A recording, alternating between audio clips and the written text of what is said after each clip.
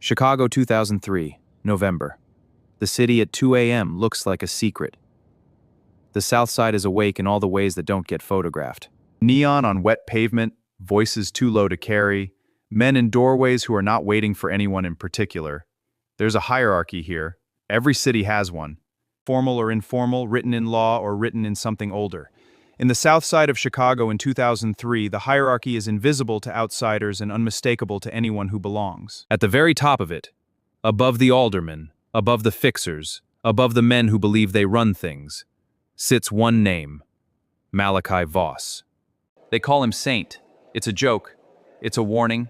It's been both for so long that most people have forgotten which came first. He doesn't run drugs. That's the first thing people get wrong about him. He runs something more valuable and more dangerous than drugs. He runs people, depths, protection, information, loyalty. He is the man the cartels call when they need a neutral party. But here is what you need to understand about a man like Malachi Voss before our story begins. He has spent 10 years making himself into a fortress. No family, no relationships, no soft tissue for an enemy to press on.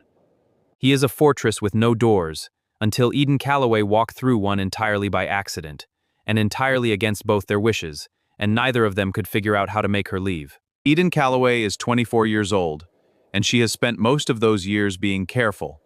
She is the kind of careful that comes from growing up on the edge of something dangerous. Close enough to understand the rule, disciplined enough never to break them. She has never been in trouble. She has never been loud. She is exactly the kind of woman that the world forgets about, which has always suited her fine. Her father, Reggie Calloway, is a good man. He is not naive, not reckless, not a man who made his mistakes with his eyes open. 8 years ago, when the shop was in trouble and the bank said no, Reggie borrowed money from a man named Aurelio Vega. Aurelio was always friendly and also part of a loan network owned by people whose names you don't say aloud on the South Side. Reggie paid it back. Most of it.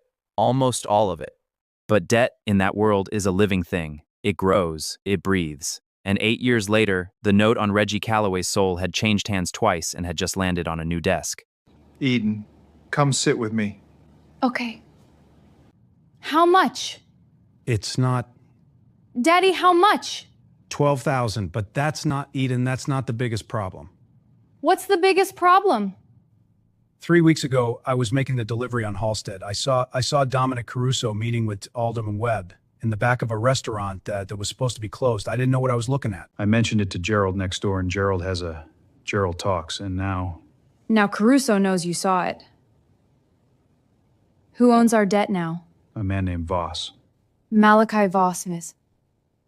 His people came to see me. They said that there might be an arrangement that solves both problems at once. What kind of arrangement? Malachi Voss is 34 years old and has the face of a man who decided very young that expressions were a liability. He is handsome in a way that feels almost beside the point. Everyone notices first is the quality of his attention. When he looks at you, he is actually looking at you. Most powerful men look through people. Saint looks into them. It is not a comfortable experience. Eden walks in. She is dressed simply. She refused to change, which is its own small act of defiance. She sits without being asked. Saint notes this. Miss Calloway, Mr. Voss. your father told you why you're here. He told me you have a proposal. I have a solution. There's a difference. I'm listening. Your father owes me $12,000 and witnessed something that has put a target on his back from people I have a complicated relationship with. His debt alone I could forgive. It's not a sum that interests me. The witness problem is more significant. As long as Reggie Calloway is a loose thread, Dominic Caruso will want to pull it. So what removes the target? You. If you become my wife, publicly, legally, in every way the relevant people can verify, your father becomes family to me. And no one in this city moves on my family. The debt disappears, the target disappears. Caruso's people will not touch a man whose daughter sleeps in my house. How long? 6 months. Enough time for the situation to resolve. Then a quiet divorce, your father's name clean, and you go back to your life. And if I say no? Then I collect the $12,000, which your father doesn't have. And the problem with Caruso remains yours to manage. I won't move against your father. That's not what I do. but I can't protect a man who isn't mine to protect. I have conditions. Name them. The shop stays open. My father keeps running it. I keep access to him. I can visit. I can call whenever I want. And you tell me now what this arrangement actually involves. I won't walk into something I don't understand. The shop stays open. You can see your father. And the arrangement involves appearing publicly as my wife when required, living in my building for the duration. And also conducting yourself in a way that doesn't embarrass either of us. That's it? That's it. Then we have a deal, Mr. Voss. What neither of them knows yet is that Viktor Renner is already watching. And the man who spent 10 years making sure he had nothing to lose has just given himself something to lose. Eden arrived at the penthouse with just one bag, trying not to look overwhelmed by the massive space around her. Marie, Saint's quiet housekeeper, led her to a room bigger than Eden's entire apartment. This is the guest room? Mr. Voss's household has guest rooms. This is your room. There's a difference? In this house, yes. The first night in the penthouse, Eden Calloway does not sleep. She lies in a bed that cost more than her father's car, in a room that belongs to a man she married this morning in a civil ceremony that lasted 11 minutes. And sometime around 3 a.m., Eden made a decision. She could be afraid later. For now, she needed to stay sharp and pay attention. Down the hall, Saint is at his desk, working. He does not check whether she's settled in. He does not wonder if she's frightened.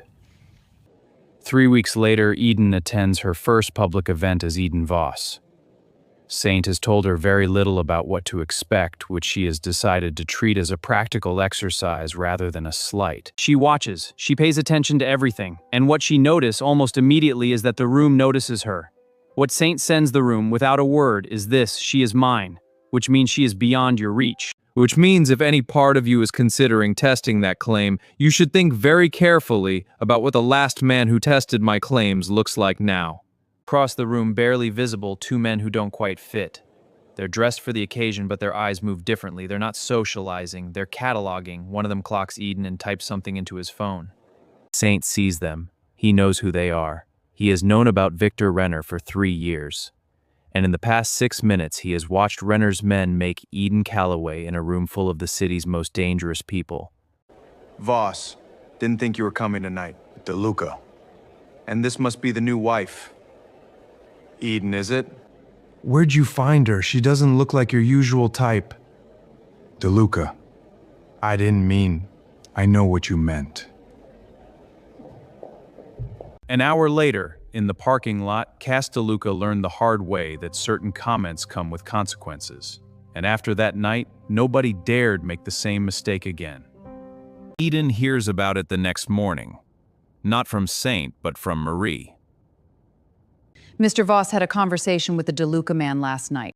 Mr. DeLuca will be eating through a straw for some weeks. A conversation? Mr. Voss has a very particular conversational style. She is not frightened by it. She is something more complicated. She is recalibrating. She has married a man who she understood abstractly was dangerous and is now beginning to understand what that means in practice. Eden, unable to sleep, is in the kitchen. Saint is already there reading. He doesn't acknowledge her entrance, but the coffee is already made the way she takes it. She looks at him. He doesn't look up.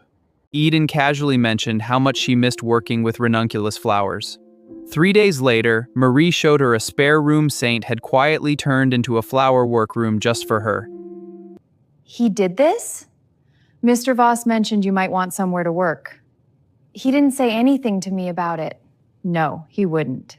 I love it, wow. Saint paid attention to her the way he paid attention to everything. But instead of using what he noticed for strategy, he used it for quiet acts of kindness. Do you sleep? When necessary. That's a no. You should sleep. I couldn't.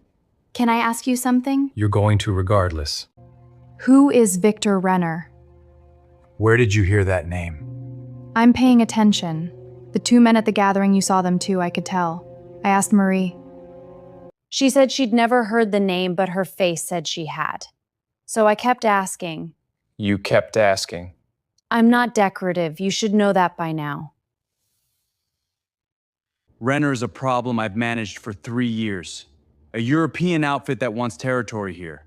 I've blocked him at every move. And now? Now he's changed his approach. He can't get to me directly.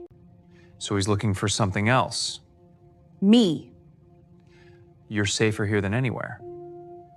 I didn't say I wasn't. I'm saying I want to understand what I'm in the middle of. Their conversation lasted until 2 a.m. Saint didn't tell her everything, but he told her enough, and Eden quietly took in every detail, storing it away carefully. Eden slips out alone, needing air, needing the old neighborhood, needing her father. As she walks familiar streets, the weight on her shoulders slowly fades. But she doesn't know she's being followed. For 2 weeks, 2 men have tracked her every move. Renner's order was clear. Don't kill her. Bring her alive. She knows none of this, but Saint does. 2 blocks behind her, Saint's dark car moves quietly through the streets. He knew she would leave. He'd seen the restlessness building in her for days.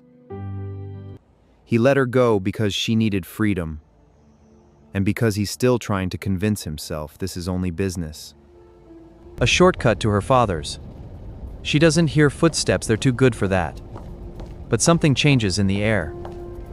Mrs. Voss, we're not going to hurt you. We just need to borrow you for a little while. Then Saint appears. He steps from the shadows with the calm focus of a man who expected this. The 2 men surrounding Eden see him and make the mistake of thinking that 2 is better than 1.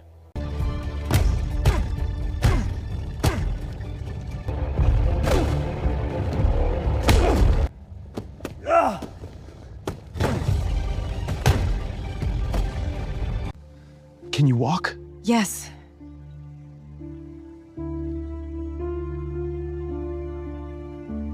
When it's over, he walks to Eden, removes his jacket, and drapes it over her shoulders without asking. She isn't shaking. He helps her into the car, and they drive home. They knew your route. How long have they been watching me? 2 weeks, approximately. And how long have your people been watching them watch me? 2 weeks, approximately. You let me go tonight, even knowing? I was 2 blocks behind you at all times. That's not an answer. You needed to feel free. Next time, tell me when you're following me. Next time, tell me where you're going. Deal. Eden sits quietly, her heartbeat finally slowing, replaying the moment Saint appeared in the alley. Not just the relief, the certainty that he was always going to come for her. She says nothing, but somewhere deep inside, Eden realizes she's no longer afraid of him at all. Eden doesn't retreat after the alley. This surprises everyone, including Saint. She leans in. Those 2 men last night, why did they hesitate when they first saw you, before you moved? Because they knew the name before they knew the face. Your reputation moves faster than you do. That's the point. So reputation is a weapon. The best one. You never run out of ammunition. Wow.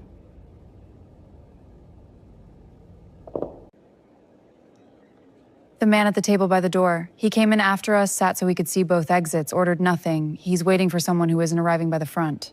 Very good. He's yours. Also very good. You should have told me you have people in every room we enter. Would it have made you comfortable? It would have made me less useful. I'd have been looking for yours instead of watching everyone else. He starts teaching her small things. How to enter a room so that you choose the terms of how people see you. What a man's hands do when he's about to make a decision he doesn't want to announce. He teaches her how to ask for something without looking like she needs it. How to stand in a room full of dangerous people and make the danger feel like it belongs to her. She already had the instincts, the florist's daughter who spent 24 years reading rooms because it was safer that way. He's only giving her the language for what she already knew.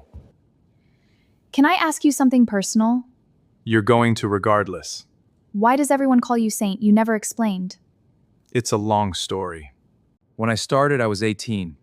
Someone said I was either going to be a saint or a sinner to survive in this business. I was neither. I was just patient. The name stuck. The patience is the most frightening thing about you. I know. I don't think that was supposed to be a compliment. I know that too. You're not afraid of me anymore. No. You should be. Probably. But I've decided to be practical about it. Afraid doesn't help either of us. No, it doesn't. Saint falls in love with her in this act. He would not call it that. He calls it respect. He calls it recognition. But the truth of it is that she is the first person he has met in a decade who does not want anything from him. He has no defense against this. He didn't build a wall for it because he never imagined it coming. She becomes his partner without either of them deciding it. And the arrangement, which was always supposed to be temporary, starts to feel less like a transaction and more like something neither of them has a name for yet. Message came through the Dumont channel. Neutral party is requested. It's from Renner. He wants access to the web connection, the same thing he's been after for 3 years. And if we don't deliver? He said, and I'm quoting, "The woman pays for your refusal. We should move her, get her out of the city. I can have somewhere secure." No. Find me everything we have on Renner's Chicago operation. Location of his people, communication patterns, who he uses for events. I want it by morning. Noted, boss. I'm going to move you out of the city. Somewhere Renner can't... No. Eden, Sit down. If you disappear me, what does Renner see? He sees you're protected. He sees you're rattled. There's a difference. You told me that. Renner has been blocked by you for 3 years using force and strategy. He's changed his approach because the direct route doesn't work. He's now using me, not because he thinks I'm easy to get to, but because he thinks you'll make a mistake trying to protect me. A rattled saint is worth more to him than any access you could give him. He wants to see you move wrong. And your alternative is? We don't give him the move he's expecting. You don't hide me. I stay exactly where he can see me. Calm, present, apparently vulnerable. Apparently. His people can't read me. They don't know me. I see. They've been watching a frightened florist daughter navigate a world she doesn't understand. Give them that. And while they're watching me, you set everything else up around them. You've been thinking about this For 3 weeks. since he sent the first men after you? I've been living in your world for 5 months. I've been paying attention. If anything goes wrong, I know what to do. You taught me. I taught you to read a room. This is not. I know the difference between reading a room and being in the middle of one, and I know which one this is. I'm not asking you to put me in danger, Malachi. I'm asking you to trust me with a plan the same way you trust any of your people. Tell me the rest of it. They plan through the night. It is elegant, very saint in its design, controlled, precise, every exit covered before Renner's men realize anything is wrong. But the human side of it, the bait, the timing, the moment that has to feel natural is Eden's. She knows exactly what draws the eye while the real work stays hidden underneath. A private members club, elegant and discreet. Renner's people were tipped about a social gathering where Saint would appear and where Eden would be alone for part of the night. The information was planted carefully through channels they trusted. Meanwhile, Saint's people were already in place. Kitchen, bar, both exits. Cole had been there since noon. Eden enters the room alone. She is the least frightened she has looked since she arrived at Saint's office 5 months ago. Renner's people enter in stages. They spread through the room with the practiced ease of people who do this professionally. Eden clocks them all. She doesn't look at them directly. She uses the mirror behind the bar. She signals Cole that all 3 are in position. Saint's people begin to move quietly without urgency. The room doesn't notice. Renner's people don't notice. Mrs. Voss, Mr. Renner would like a word. I'm sure he would. Tell me something. How many of your people are in this room right now? I don't know what you... 3. The one by the door, the one at the far table, and you. And how many of ours? Take your time.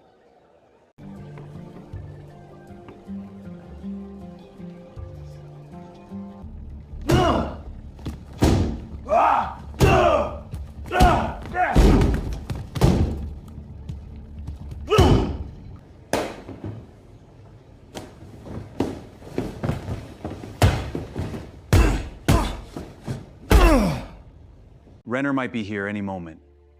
He's expecting a message from his men, but there's no one to deliver it. I need to hide. All right, you can go.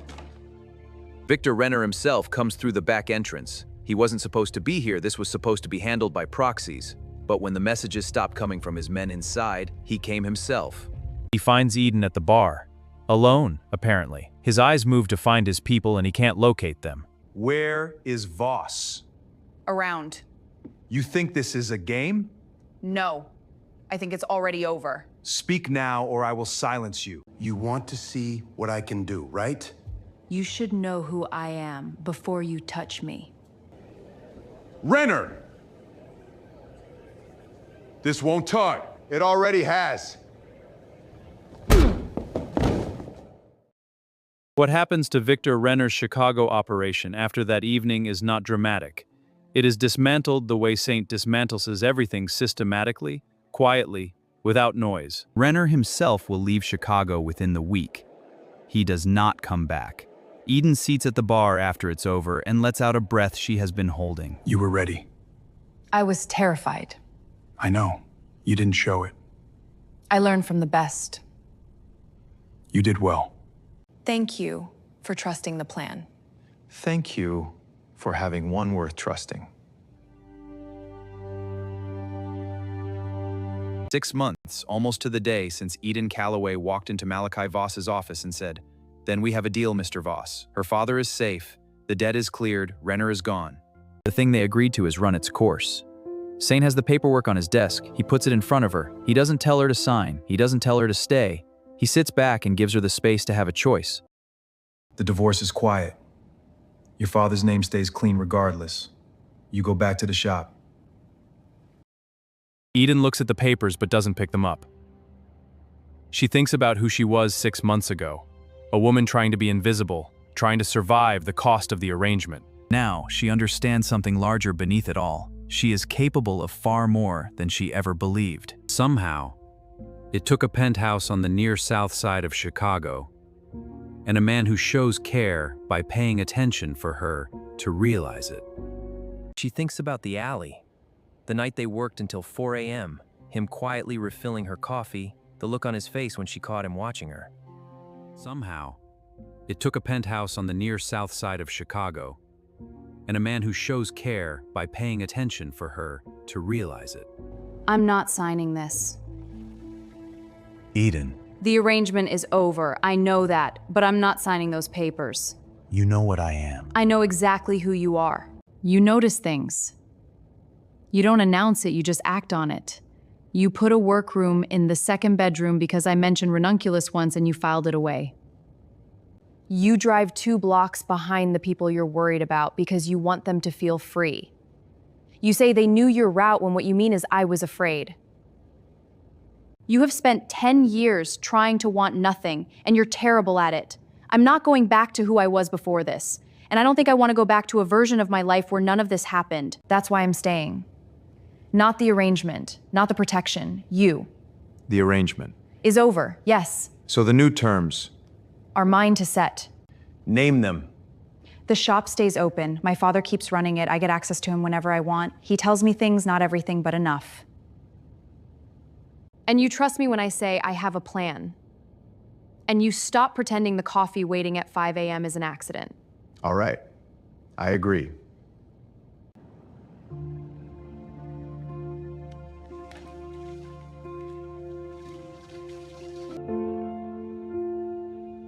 Thank you very much. I should be thanking you more. She was never supposed to be there. But arrangements made under pressure have a way of becoming something else entirely. Eden Calloway was a florist's daughter. Quiet, careful, and used to making herself small. Then she married a man the city whispered about like God and bad weather. A force nobody challenged twice. And somewhere along the way, Eden realized she had never truly been small at all. She had simply never been given a reason to stand tall. Because knowing who stands beside you fully, honestly, without illusions, is not the same thing as fear. Sometimes, it's the opposite. Saint was not a good man. She knew that better than anyone. But he was hers, and in his world, that meant something absolute. And Eden decided that was more than enough. In the end, it was never the arrangement that kept her there. It was the quiet way he loved her, the attention, the presence, and the safety of simply being beside him.